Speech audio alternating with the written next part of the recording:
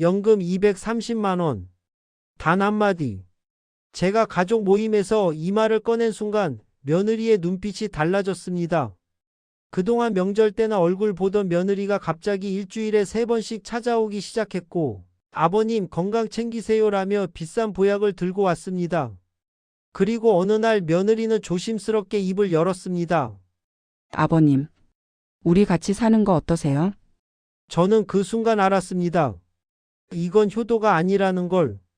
69년을 살아온 제가 33년 공무원 생활을 하며 쌓아온 연금이 제 가족들에게는 노후 자금이 아니라 가족 공동 자금으로 보이고 있다는 것을요. 안녕하세요, 여러분. 오늘 제가 들려드릴 이야기는 연금 한마디가 가족의 민낯을 드러낸 충격적인 실화입니다. 마지막까지 꼭 보셨으면 좋겠습니다. 여러분도 언젠가 겪을 수 있는 일이니까요. 제 이름은 박정수, 올해 69입니다. 33년간 지방 공무원으로 일하다 작년에 정년퇴직했고, 지금은 아내와 단둘이 30평대 아파트에서 살고 있습니다. 아들 하나 있는데 36살이고 결혼한 지 5년 됐습니다. 며느리 이름은 김수진, 34살이고 손주는 3살짜리 딸 하나 있습니다. 솔직히 말하면 며느리와의 관계는 그저 그랬습니다.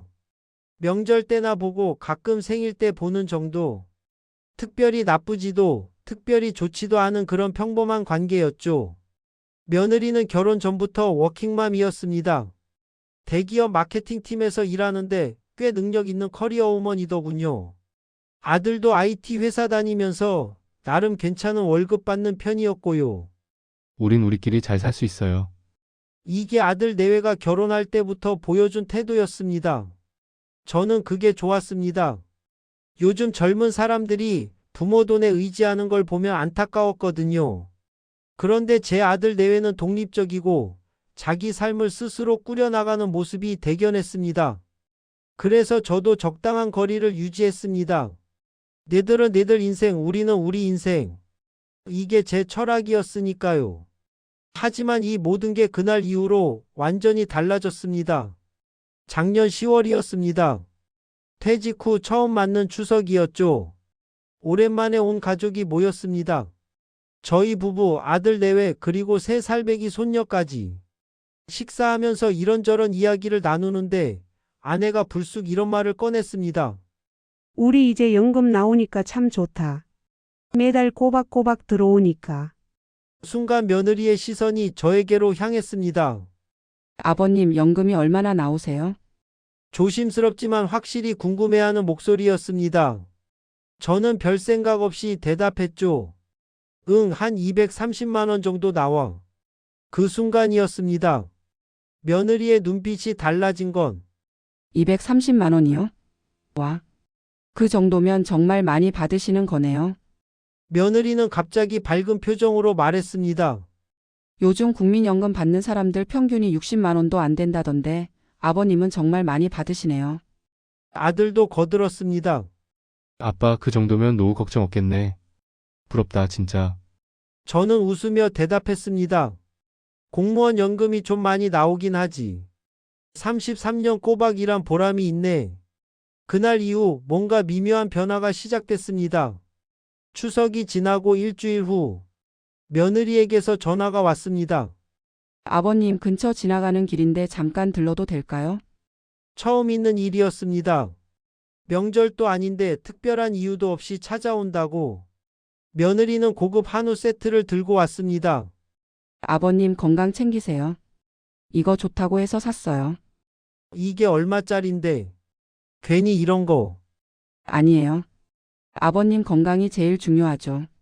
며느리는 집안을 둘러보더니 이렇게 말했습니다. 아버님 집이 좀 어지럽네요. 제가 청소 좀 도와드릴게요. 그날 며느리는 2시간 동안 집안 구석구석을 청소했습니다. 화장실, 주방, 거실, 베란다까지. 아내는 신기해하면서도 기뻐했습니다.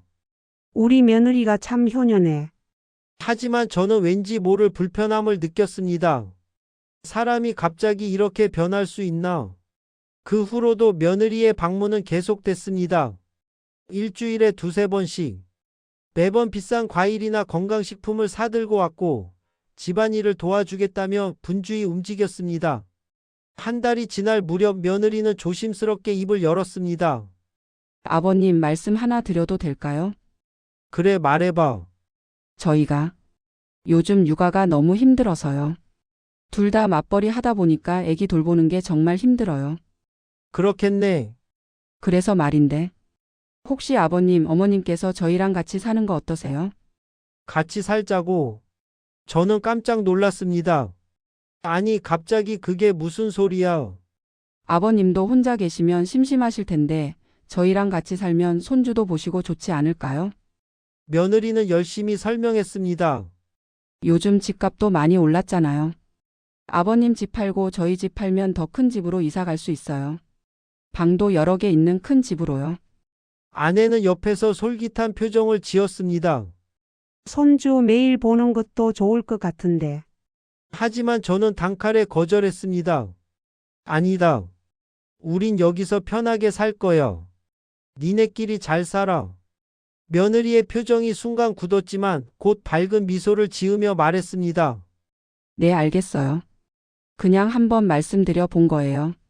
하지만 그날 이후 며느리의 태도는 더욱 노골적으로 변했습니다. 한 달 후 이번엔 아들이 찾아왔습니다. 아빠 상의 드릴 게 있어요. 아들은 진지한 표정으로 말했습니다. 사실은 애기 교육비 문제로 고민이 좀 있어요. 교육비? 네, 요즘 영어 유치원 보내려면 한 달에 200만 원씩 들어요. 저희 형편에는 좀 부담스럽고 아들은 조심스럽게 말을 이었습니다. 아빠 연금에서 조금만 도와주실 수 있을까요? 한 달에 50만 원만. 50만 원. 제 연금의 5분의 1이었습니다. 아들아, 그건 좀. 1년만요, 아빠. 1년만 도와주시면 제가 승진하면 그때부터는 제가 감당할 수 있어요. 저는 고민에 빠졌습니다. 손주 교육은 중요한 일이니까요. 하지만 뭔가 석연치 않았습니다. 왜 갑자기 이런 부탁을? 결국 저는 이렇게 말했습니다. 조금 생각해보자. 급한 건 아니잖아. 아들은 아쉬운 표정을 지으며 돌아갔습니다. 그리고 며칠 후 이번엔 며느리가 아내에게 전화했습니다. 어머님, 요즘 부동산 투자가 정말 핫하다고 하더라고요. 부동산 투자. 네, 제 친구가 부동산 투자로 큰 돈 벌었어요. 소액으로도 할 수 있대요. 며느리는 계속 말했습니다. 어머님, 아버님 연금에서 조금만 투자하시면 월 수익이 엄청나요. 한 달에 50만 원씩 투자하면 1년 후엔 2배로 불어나요. 아내는 솔깃했습니다. 정말? 네, 제가 좋은 상품 알아볼게요. 어머님, 아버님 노후 자금 불리는데 제가 도와드릴게요. 전화를 끊은 아내는 저에게 말했습니다. 여보, 며느리가 투자 이야기 하던데 한번 들어볼까? 그 순간 저는 확신했습니다. 이건 단순한 효도가 아니라는 것을. 저는 조용히 아들을 불렀습니다. 아들아, 솔직하게 얘기 좀 하자. 무슨 말씀이세요? 네 마누라 요즘 왜 그러는 거야? 아들은 당황한 표정을 지었습니다. 아빠 무슨 말씀을? 갑자기 매주 찾아오고 같이 살자고 하고 투자하자고 하고. 이게 다 뭐 때문이야? 아들은 한참을 망설이더니 입을 열었습니다. 아빠 연금 때문이에요. 역시. 수진이가 아빠 연금 이야기 듣고 나서 계속 그러더라고요. 아버님 연금이 230만 원이면 우리도 좀 도움받을 수 있지 않겠냐고. 아들은 힘없이 말했습니다. 저는 처음엔 말렸어요. 근데 수진이가 요즘 육아 스트레스도 많고 돈 걱정도 되고 그래서 자꾸 아빠 연금 이야기를 하더라고요. 그래서 넌 어떻게 생각하는데? 저는 솔직히 좀 찜찜해요. 아빠 노후 자금인데 저희가 손대는 게 맞나 싶고. 저는 아들의 양심이 남아있다는 걸 확인하고 안도했습니다. 아들아, 잘 들어. 이 연금은 내가 33년 동안 일해서 받는 거야. 내 노후를 위한 돈이란 말이야. 알아요, 아빠. 나도 니네 사정이 이해는 돼. 근데 부모 연금에 의지하는 순간 니네 삶은 끝나는 거야. 아들은 고개를 끄덕였습니다. 네, 아빠. 제가 수진이한테 확실히 말할게요. 하지만 며느리는 쉽게 물러서지 않았습니다. 며느리는 이번엔 직접 저를 찾아왔습니다. 손주를 데리고 왔는데 아이의 얼굴에는 새 옷을 입혀 놓았습니다. 아버님, 지우가 할아버지 보고 싶어 했어요. 3살짜리 손녀는 제게 달려와 안겼습니다. 할아버지, 저는 손주가 예뻐서 안아들었습니다. 며느리는 웃으며 말했습니다. 아버님, 지우 영어 유치원 등록했어요. 그래, 네, 한 달에 200만 원 하는 곳인데. 사실 좀 부담스럽긴 해요. 며느리는 슬쩍 말을 꺼냈습니다. 아버님, 손주 교육은 할아버지가 도와주셔야 하는 거 아닐까요? 그 말에 저는 화가 났습니다. 수진 씨, 손주 교육은 부모가 하는 거야. 조부모가 하는 게 아니고. 하지만 요즘은 조부모님들이 많이 도와주시잖아요. 그건 각자 형편에 맞게 하는 거지 당연한 게 아니야. 며느리의 표정이 굳었습니다. 아버님은 연금도 많이 받으시면서 손주한테는 아무것도 안 해주시려는 거예요. 그 순간 저는 확실히 알았습니다. 며느리는 제 연금을 가족의 공동 재산으로 생각하고 있다는 것을. 수진 씨, 내 연금은 내 노후 자금이야. 니네 도와주라고 받는 게 아니야. 아버님도 너무 하시네요. 손주 앞에서 그런 말씀 하시면 어떡해요? 며느리는 화를 내며 손주를 데리고 나가버렸습니다. 그날 저녁 아들에게서 전화가 왔습니다. 아빠, 수진이가 울면서 집에 왔어요. 아빠가 너무하셨다고. 아들아, 내가 뭘 잘못했는데. 아빠도 좀만 도와주시면 안 돼요? 한 달에 50만 원만. 안 된다. 그건 내 원칙이야. 아들은 한숨을 쉬며 전화를 끊었습니다. 그 후로 며느리는 한동안 연락이 끊겼습니다. 하지만 2달 후 다시 며느리에게서 연락이 왔습니다. 아버님 할 말이 있어요. 이번에 며느리의 목소리가 단호했습니다. 아버님, 솔직히 말씀드릴게요. 저희 집 전세금이 2억 올랐어요. 전세금. 네, 집주인이 갑자기 2억을 더 달래요. 근데 저희한테 그런 돈이 없어요. 며느리는 숨을 깊게 들이쉬더니 말했습니다. 아버님, 집 담보 대출 좀 받아주실 수 있으세요? 담보 대출. 제 집을 담보로. 수진 씨, 그게 무슨 소리야? 아버님 집은 대출이 없잖아요. 조금만 대출 받으시면 저희가 전세금 올릴 수 있어요. 그건 안 돼. 아버님, 저희가 집 없이 길거리에 나앉으란 말씀이세요?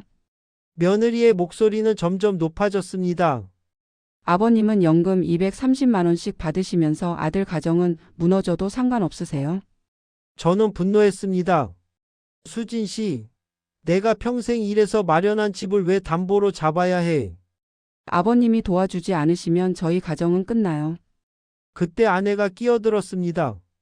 여보, 아들 가정이 무너지는 걸 우리가 봐야 해? 당신도 그 편이야. 아내는 조심스럽게 말했습니다.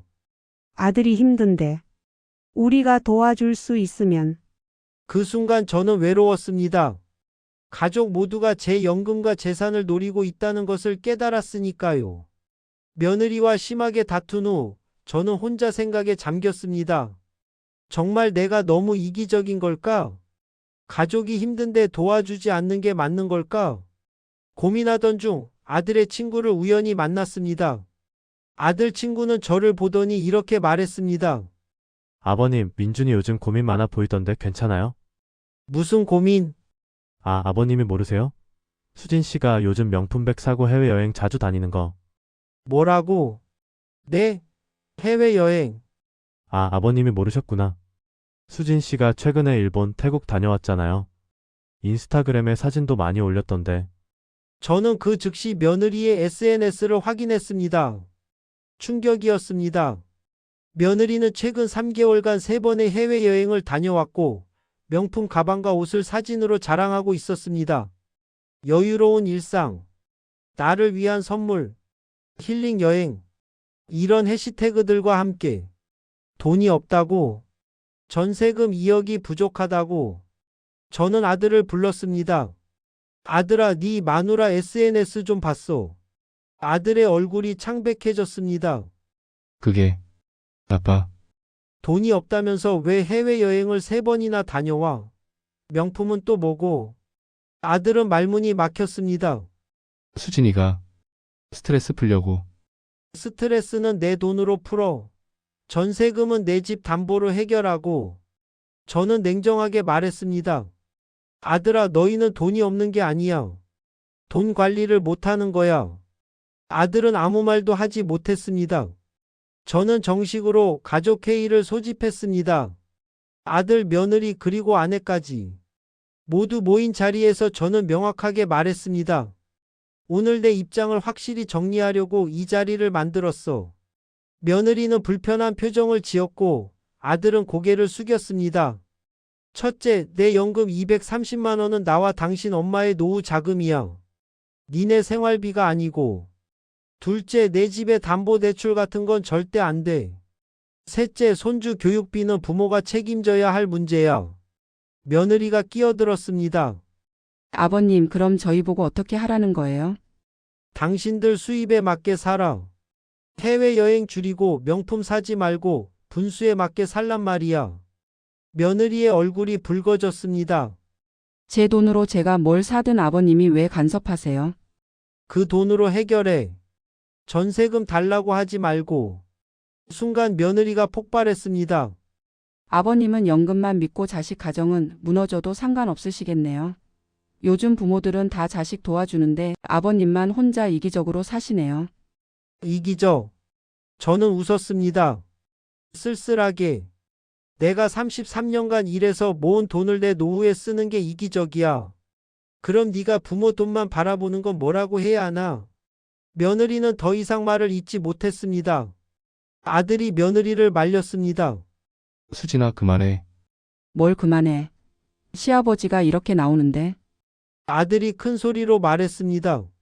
그만하라고. 아빠 말이 맞아. 그 순간 며느리는 울면서 나가버렸습니다. 며느리가 나간 후 아들이 저에게 말했습니다. 아빠 죄송해요. 제가 아내를 제대로 못 잡았어요. 수진이가 요즘 주변 친구들 보면서 상대적 박탈감이 심해졌어요. 아들은 힘없이 말했습니다. 친구들은 부모님한테 집도 받고 육아도 도움받고 용돈도 받고. 수진이는 그런 걸 보면서 우리도 그래야 한다고 생각한 것 같아요. 그게 네 마누라 잘못이지 내가 도와줘야 할 이유는 아니잖아. 알아요, 아빠. 제가 수진이한테 확실히 말할게요. 우리는 우리 힘으로 사는 거라고. 아들의 눈에는 눈물이 맺혔습니다. 아빠 정말 죄송해요. 제가 아내를 제대로 교육하지 못했어요. 저는 아들의 어깨를 두드렸습니다. 아들아, 너는 알아듣는 것 같아서 다행이다. 네, 아빠. 기억해. 부모 연금에 의지하는 순간 너희 인생은 끝나는 거야. 스스로 일어서야 해. 아들은 고개를 끄덕였습니다. 며칠 후 며느리에게서 문자가 왔습니다. 아버님, 제가 너무 심했던 것 같아요. 한 번만 만나주세요. 저는 만나주기로 했습니다. 카페에서 만난 며느리는 많이 지쳐 보였습니다. 아버님, 죄송해요. 제가 요즘 너무 힘들었어요. 육아도 힘들고 일도 힘들고. 주변에서 친구들이 부모님한테 도움받는 걸 보니까 저희도 그래야 할 것 같았어요. 며느리는 눈물을 흘렸습니다. 근데 생각해보니 제가 너무 당연하게 생각했던 것 같아요. 아버님 돈을. 수진 씨, 저는 조용히 말했습니다. 나도 니네 사정은 이해해. 근데 네가 알아야 할 게 있어. 네, 아버님. 이 연금은 내가 33년 동안 매일 아침 7시에 출근해서 밤 10시에 퇴근하며 모은 거야. 주말도 없이 일하고 명절에도 당직 서고. 며느리는 고개를 숙였습니다. 내가 젊었을 때는 니네처럼 해외여행 한 번 못 가봤어. 명품. 그게 뭔지도 몰랐지. 죄송해요, 아버님. 근데 나는 그렇게 모아서 이 연금을 만든 거야. 내 노후를 위해서. 그걸 이제 와서 니네한테 나눠주라고. 며느리는 울면서 말했습니다. 제가 잘못 생각했어요. 하지만 저는 더 이상 믿을 수 없었습니다. 저는 며느리와의 대화 이후 확실한 결정을 내렸습니다. 가족 모두를 다시 모았습니다. 오늘 내 최종 입장을 말하려고 한다. 모두가 긴장한 표정으로 저를 바라봤습니다. 첫째, 내 연금 230만 원은 전액 나와 엄마 노후 자금으로 쓸 거야. 둘째, 앞으로 아들 집안일의 경제적 지원은 일절하지 않을 거야. 셋째, 명절 용돈이나 손주 용돈은 내가 여유 있을 때 주는 거지 의무가 아니야. 며느리가 입을 열려고 했지만 저는 손을 들어 막았습니다. 아직 말 안 끝났어. 넷째, 내가 죽고 나면 이 집과 재산은 유언장대로 처리할 거야. 다섯째, 지금부터 우리는 적당한 거리를 유지하며 지낼 거요. 아내가 놀라서 물었습니다.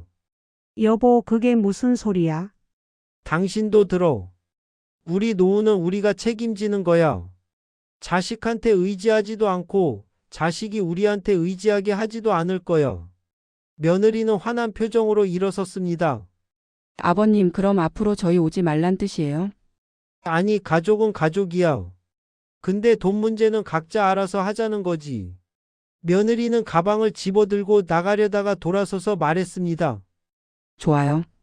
그렇게 하시죠. 근데 나중에 아버님이 아프시거나 힘드실 때도 저희한테 기대지 마세요. 그 말에 아들이 크게 소리쳤습니다. 수진아, 그게 무슨 말이야? 사실 아니야? 아버님이 우리 안 도와주시겠다는데 우리도 나중에 안 도와드리면 되는 거 아니야? 아들이 며느리를 끌고 나갔습니다. 그 후로 며칠간 아들에게서 연락이 없었습니다. 아내는 걱정했습니다. 여보, 우리가 너무 심하게 한 거 아니야? 아니야. 이게 맞는 거야. 근데 손주도 보고 싶고. 보고 싶으면 우리가 찾아가면 되지. 사실 저도 마음이 편하지는 않았습니다. 혹시 내가 너무 냉정했던 걸까? 가족인데 이렇게까지 해야 했을까? 하지만 저는 제 결정이 옳다고 믿었습니다. 일주일 후 아들이 혼자 찾아왔습니다. 아빠, 왔어. 아빠, 제가 수진이한테 확실하게 말했어요. 뭐라고? 우리는 우리 힘으로 산다고. 아빠 연금에 의지하지 않는다고. 아들은 진지한 표정으로 말했습니다. 수진이가 처음엔 화내고 울고 난리였는데 제가 계속 설득했어요. 우리가 부모님 돈에 의지하면 평생 그렇게 살게 된다고. 그래서 수진이가 이해한 것 같아요. 시간 좀 걸렸지만 아들은 한숨을 쉬었습니다. 사실 수진이 친구들 보면서 상대적 박탈감이 컸던 거예요.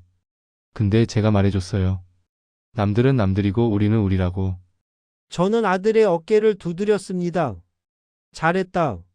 아빠, 앞으로는 우리 힘으로 살게요. 전세금 문제도 저희끼리 해결할게요. 어떻게? 일단 대출 좀 더 받고 수진이가 명품이나 여행 줄이기로 했어요. 그리고 제가 부업도 시작했어요. 저는 아들이 자랑스러웠습니다. 그 후로 며느리는 한동안 연락이 없었습니다. 하지만 한 달 후 며느리가 손주를 데리고 찾아왔습니다. 아버님, 어머님. 며느리의 표정은 이전과 달랐습니다. 부담스러운 미소가 아니라 편안한 미소였습니다. 오랜만이네, 수진 씨. 네, 아버님. 그동안 제가 많이 반성했어요. 며느리는 정중하게 말했습니다. 제가 아버님 연금을 너무 당연하게 생각했던 것 같아요. 그게 얼마나 큰 신뢰였는지 이제야 알겠어요. 민준이가 저한테 많이 얘기해줬어요. 우리가 부모님 돈에 의지하면 평생 그렇게 살게 된다고. 며느리는 손주를 안으며 말했습니다. 그래서 저희 결심했어요. 우리 힘으로 사는 거. 힘들어도 우리가 번 돈으로 사는 거. 저는 고개를 끄덕였습니다. 그래, 그게 맞아. 아버님, 그동안 죄송했어요. 앞으로는 명절 때나 뵙고 그냥 편한 관계로 지냈으면 좋겠어요. 그날 며느리는 예전처럼 비싼 선물을 들고 오지 않았습니다. 그냥 동네 빵집에서 산 작은 케이크 하나만 들고 왔습니다. 하지만 그 케이크가 그 어떤 한우 세트보다 진심으로 느껴졌습니다. 6개월이 지났습니다. 아들 내외는 정말로 스스로 문제를 해결했습니다. 전세금 문제는 대출로 해결했고, 며느리는 명품 대신 실용적인 소비를 하기 시작했습니다. 해외여행도 줄이고 국내 여행으로 대체했습니다. 그리고 놀랍게도 아들 내외의 관계가 더 좋아졌습니다. 아빠, 요즘 수진이랑 관계가 더 좋아졌어요. 그래, 네, 우리끼리 힘들게 살다 보니까 더 서로 의지하게 되더라고요. 아들은 웃으며 말했습니다. 예전엔 부모님 돈 생각하면서 살았는데 이제는 우리끼리 계획 세우고 사니까 더 책임감도 생기고. 며느리도 변했습니다. 더 이상 제 연금 이야기를 꺼내지 않았고, 만날 때도 편안한 관계를 유지했습니다. 명절 때 오면 적당한 선물을 들고 왔고, 가끔 주말에 손주를 데리고 왔습니다. 하지만 더 이상 경제적 요구는 하지 않았습니다. 아버님, 오늘 점심 제가 살게요. 며느리가 식당에서 계산하려고 하자 저는 말렸습니다. 아니다, 내가 낼게. 아니에요, 제가 낼게요. 요즘 제 월급도 올랐어요. 며느리는 뿌듯한 표정으로 계산을 했습니다. 그 모습이 예전에 욕심 가득한 며느리보다 훨씬 아름다워 보였습니다. 어느 날 저녁 아내와 단둘이 앉아 차를 마시는데 아내가 말했습니다. 여보, 당신이 그때 확실하게 성 그은 게 잘한 일이었던 것 같아. 그래, 응. 며느리가 요즘 많이 달라졌어. 예전에 우리 연금 노리던 그 모습은 온데간데 없어. 아내는 웃으며 말했습니다. 그리고 아들도 더 듬직해진 것 같아. 스스로 가정을 꾸려나가니까.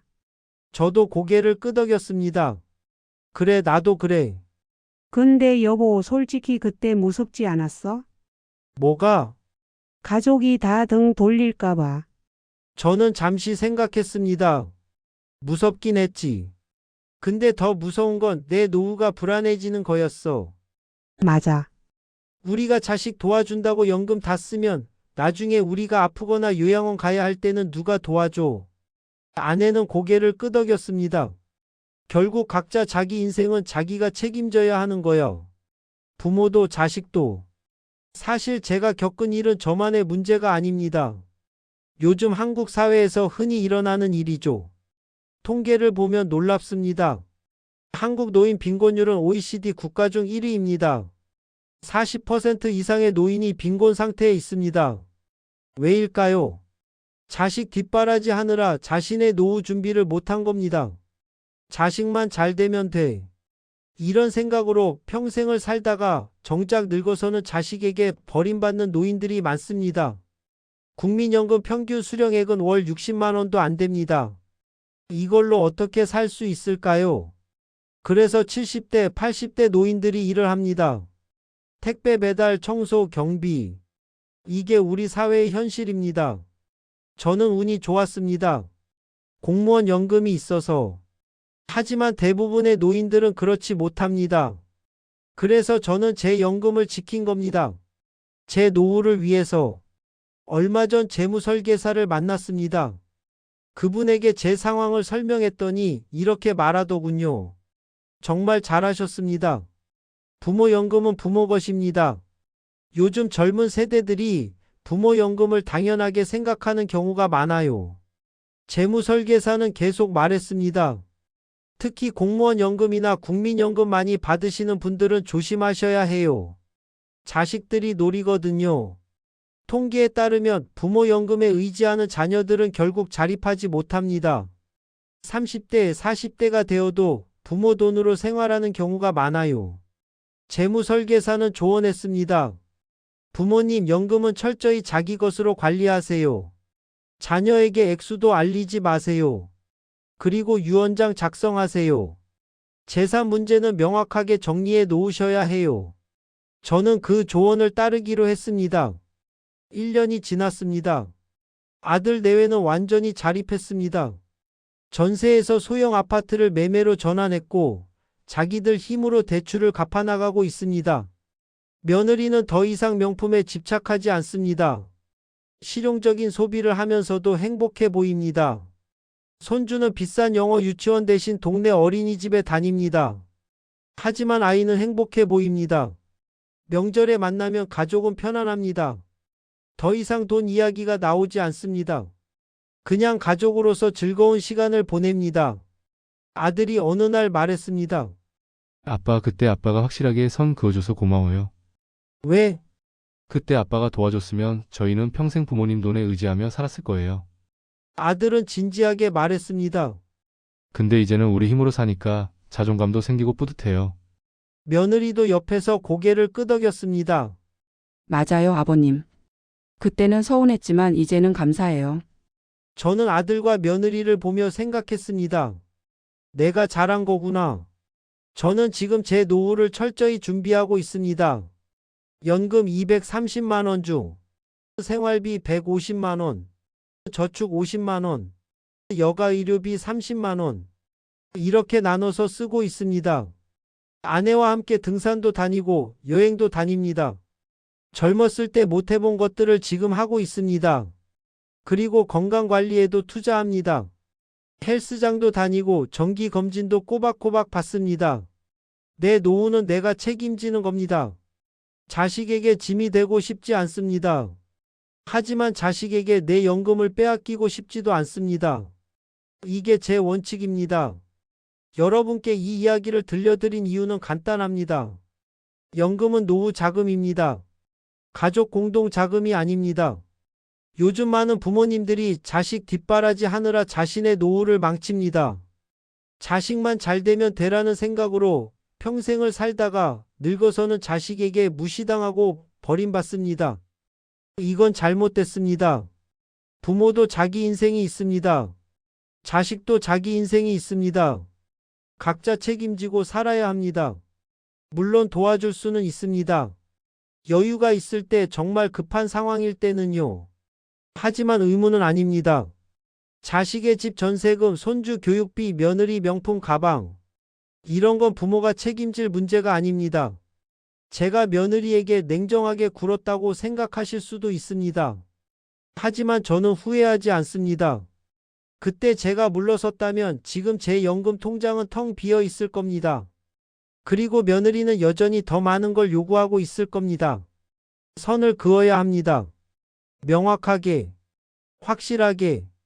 그래야 가족 관계도 건강해집니다. 여러분도 혹시 비슷한 상황이라면 용기를 내세요. 내 연금은 내 노후 자금이다. 이렇게 확실하게 말하세요. 처음엔 자식들이 서운해할 수 있습니다. 며느리나 사위가 불만을 가질 수 있습니다.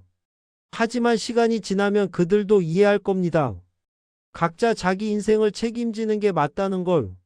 지금 저는 행복합니다. 아내와 단둘이 우리 연금으로 편안하게 살고 있습니다.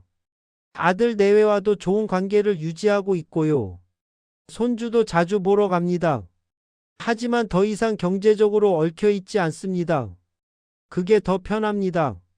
서로에게. 제 친구 중 한 명은 자식에게 연금을 다 빼앗겼습니다. 지금 70대 중반인데 생활비가 없어서 아르바이트를 합니다. 또 다른 친구는 며느리가 요구하는 대로 다 들어줬다가 집까지 빼앗겼습니다. 지금은 요양원에서 외롭게 지내고 있습니다. 이런 일이 생각보다 많이 일어납니다. 여러분 꼭 기억하세요. 연금은 여러분의 노후 자금입니다. 자식의 생활비가 아닙니다. 며느리의 명품 가방값이 아닙니다. 손주의 사교육비가 아닙니다. 여러분 자신을 위한 돈입니다. 당당하게 지키세요. 그게 여러분 인생을 위한 것이고 결국 가족을 위한 것이기도 합니다. 오늘 이야기가 여러분께 도움이 되셨길 바랍니다. 혹시 비슷한 경험이 있으시다면 댓글로 공유해 주세요. 여러분의 이야기가 다른 분들에게도 큰 도움이 될 겁니다. 그리고 이 영상이 도움이 되셨다면 좋아요와 구독 부탁드립니다. 알림 설정까지 해주시면 앞으로도 이런 유익한 이야기들을 계속 보실 수 있습니다. 다음에는 더 좋은 이야기로 찾아뵙겠습니다. 지금까지 썰사 연극장이었습니다. 감사합니다.